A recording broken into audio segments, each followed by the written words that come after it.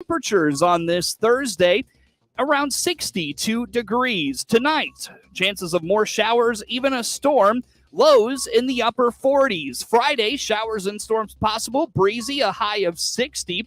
A southeast wind at 15 to 25 miles per hour on Friday. Into Saturday, chances of showers and storms. Temperatures around 70. South winds at 15 to 25 miles per hour. A heavy shower and storm Friday night. Lows around 50. And for Sunday, cloudy skies. Could see some scattered rain. Temperatures in the mid-60s. As we roll through this Thursday morning, right now it is partly cloudy across central Illinois. Right now, temperatures in Bloomington, 46 degrees, 46 in Hayworth, 45 in Leroy, 46 in Farmer City, 46 in Champaign, 46 in Monticello, 50 in Decatur, 50 in Lincoln, 50 in Springfield, 47 in Peoria. Once again in Clinton on this Thursday morning, 47 degrees, feels like 44 degrees outside. Winds are from the east at about 10 to 15 miles per hour, 79% humidity, 10 miles of visibility on this Thursday. Weather anytime is at DeWittDailyNews.com. From regional radio, DeWittDailyNews.com and the WHOW app. This is local information making a difference. Top of the morning. Thanks for being with us on this Thursday. Coverage of news is brought to you by Baum Chevrolet Buick in Clinton, your Silverado headquarters. The WHOW Morning Show streams to Facebook and YouTube. It's brought to you by Peterson Insurance, your Pekin Insurance agent in Clinton. Clinton's Warner Hospital and Health Services will look forward to the Clinton City Council approving its fiscal year 23 budget next week. CEO Paul Skowron calls it a more normal budget than the previous three because COVID impacted the previous three. He points out there are still COVID impacts in this year's budget, but not as much as in previous years. And so it is a budget that is in some ways more normal. In the last 3 years, we've dealt with COVID, and this particular budget doesn't factor in any resurgence of COVID. But it is different in the sense that I had to factor in expenses as a result of higher wages and higher expenses and higher supply expenses from COVID, yet revenue could only go up about 5% because insurance companies aren't going to give you more just because you had higher expenses from a COVID event. So the revenue only is budgeted at about 5% higher. Expenses are budgeted overall maybe 7% to 10% higher, but the wage category is up about 14%. Right. And that is because while we always have had for the last few years a shortage of caregivers, a shortage of nurses and doctors, that's a long-term problem. COVID caused that to go to an F5 hurricane status for trying to find caregivers. But the agencies attracting traveling nurses and so forth. So we had to increase wages during the last 2 years to retain the staff that we have and then to continue to try and attract new staff. Because COVID has gone away, that shortage hasn't gone away, but at least the severity has come down. The need for agencies is much less. Skowron points out federal COVID money was very helpful for facilities like Warner Hospital and other healthcare institutions. He explains there continues to be a shortage of medical supplies, though, that they are in need of. Federal money was very important to getting us through COVID and all of the healthcare institutions, partly because of the shortage of supplies. And we still have, in many cases, normal medical supplies, tubing and so forth, that the shipping problems, those things that had to be delivered from overseas, there's still some bottlenecks related to that, but there has been a big effort nationally amongst the government initiated and then the medical suppliers and the healthcare systems all insisting that let's try and develop the supply chain within the United States. So that conversion is still going on. And that is successful. But there is still some categories of medical supplies that we run into surprises that they're not available when we think they should be. A diminishing of COVID locally and in the healthcare system in general is allowing the hospital to shift its focus back to facility management. As Skowron told Regional Radio in March, the city-owned entity is planning to add an entrance to its specialty clinic. We were able to finally focus on longer-term projects because of the fact that we didn't have to stress on whether or not we had enough personnel and supplies and get all that training out of the way. And the inpatient beds aren't as full as they were. The severity of COVID is so much diminished now that we were able to focus more in the budget on some longer term projects and something that really was a lesson from COVID, which is let's create an entrance for the specialty care clinic that's separate from coming into the front of the hospital. Other hospitals, such as in Lincoln and in Monticello, built new hospitals in the last 10 years. So they were able to plan for one entrance for inpatient care and emergency care and another entrance for specialty care. So the patients didn't have to walk to the hospital. So what we're now able to do, now that we have purchased properties to the west of the hospital, is we are going to raise the houses that are on that property, create a parking lot, and a separate entrance for specialty clinic patients and providers on the west side.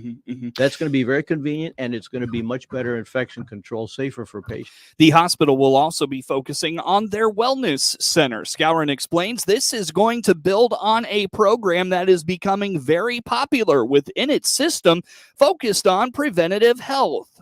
So another capital project that was approved is a building called the Wellness Center. We have empty space between our existing maintenance building and some of the houses on South Avenue. And we've asked the architects to draw up a building called the Wellness Center. You can call it a community center. Many of the critical access hospitals have one.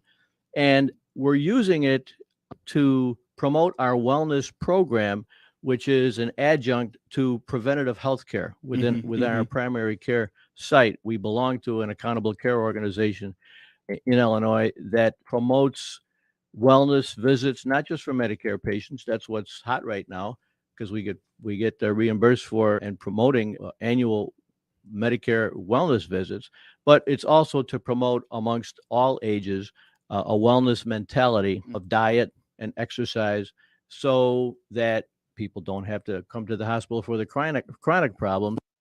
Skowron says there's a lot the hospital wants to do this year from a capital improvement perspective.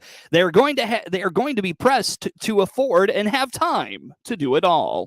We've got so many things that we want to get done this year. We didn't even get a chance to talk about the emergency room expansion within the existing space. That is a very big priority right now. And before we're looking at it as a way to better use the space within the emergency room, but perhaps within 5 to 7 years, move it upstairs to where the specialty clinic is now. That's the multi-purpose reason for creating a parking lot on the west side. So with the emergency room expanding, and then the entrance for the west side on the specialty clinic and the wellness center, and then there's also a brand new roof for $700,000 that's 30 years old. How can we coordinate all these projects within the same fiscal year? It's going to be difficult.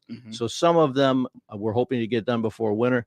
The emergency room can work inside the hospital during the winter, then so it'll be spring before we get all of these done. It'll be tight to get all of these projects done by April 30th of next year. Skowron says the focus of the hospital has shifted to building a bigger hospital without bigger walls. He explains that could be keeping telehealth options available for the community, as well as eventually seeing healthcare professionals make home visits.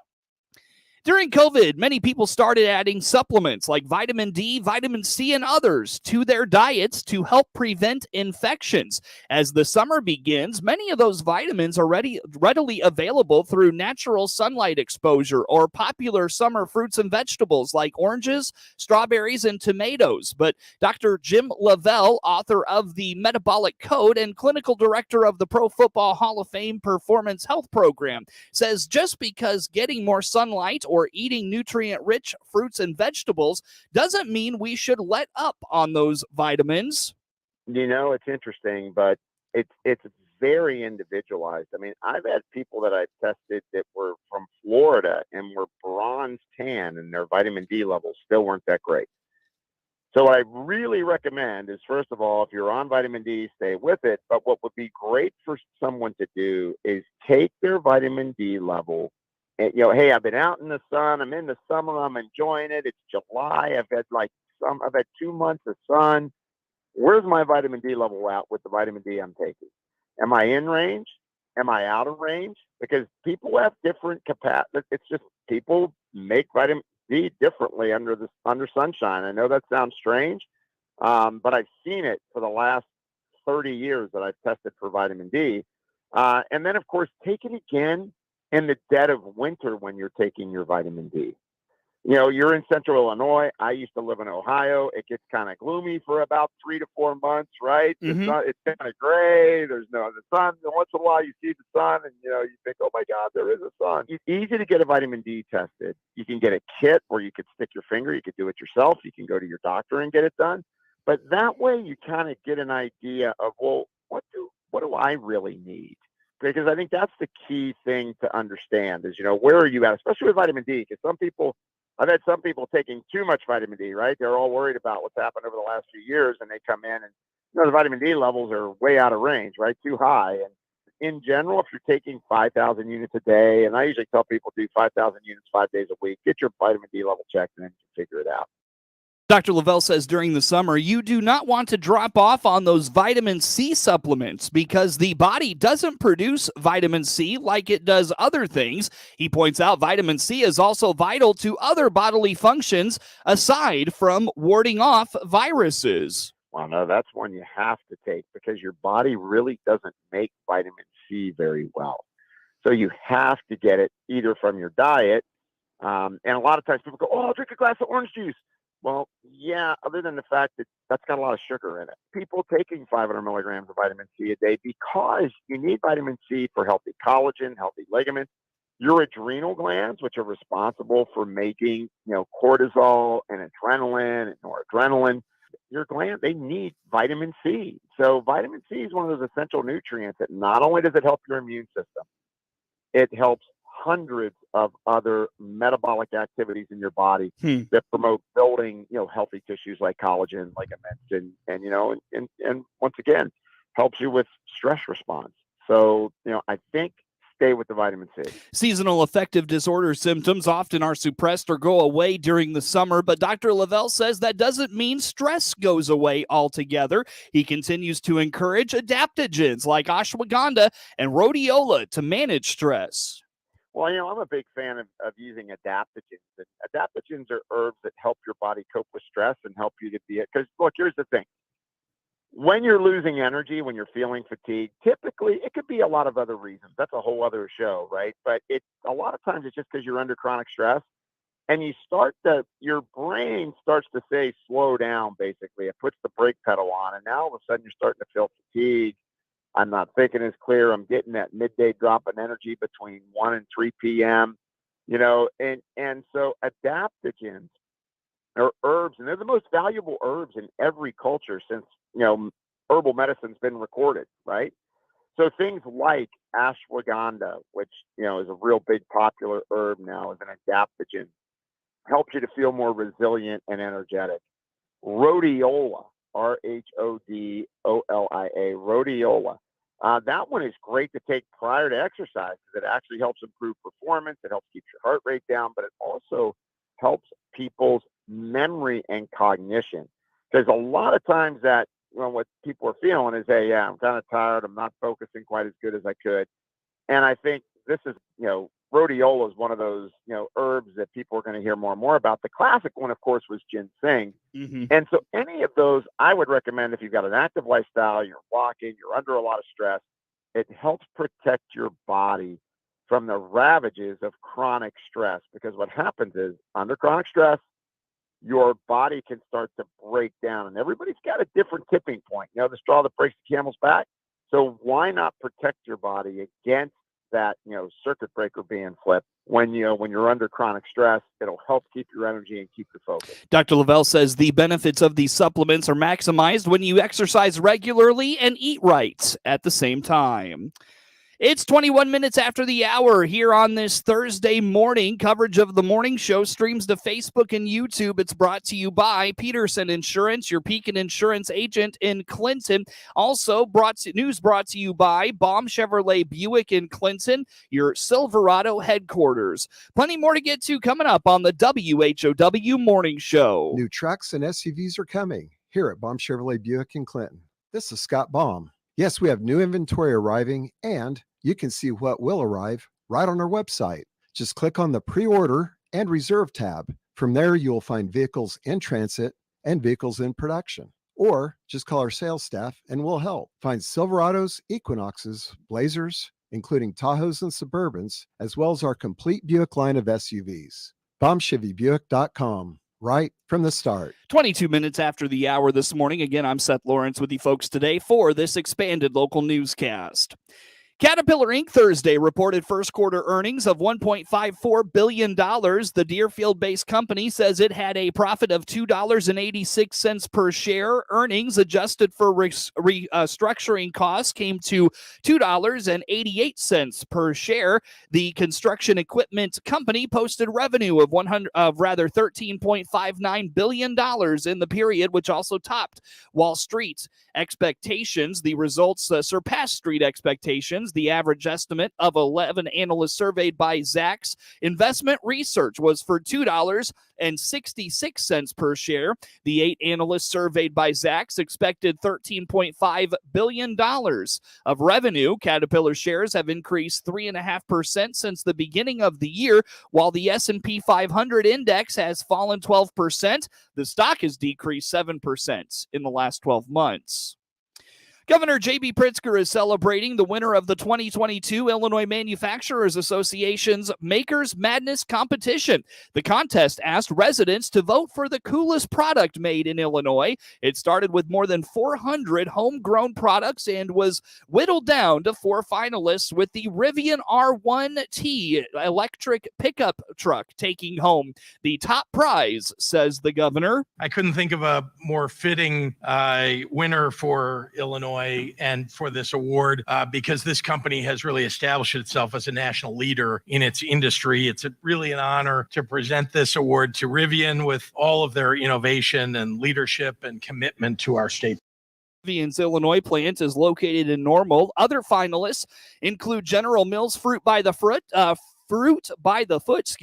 the Orion spacecraft bulkhead made by Ingersoll Machine Tools in Rockford. Manufactured by Rivian Inc. in Normal, the R1T is the first electric truck in production, featuring 4 motors, 8 driving modes, and up to 400 miles of range.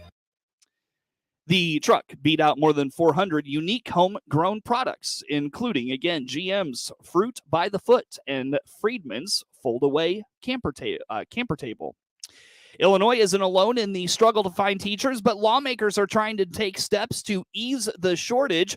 4 new laws to lessen the burden on teachers in school districts were signed Wednesday. One new bill allows for substitute teachers to stay in the same classroom for 15 days, up from 5. State school superintendent Dr. Carmen Ayala says they've done a lot over the past few years to attract new teachers, but the need for more teachers remains.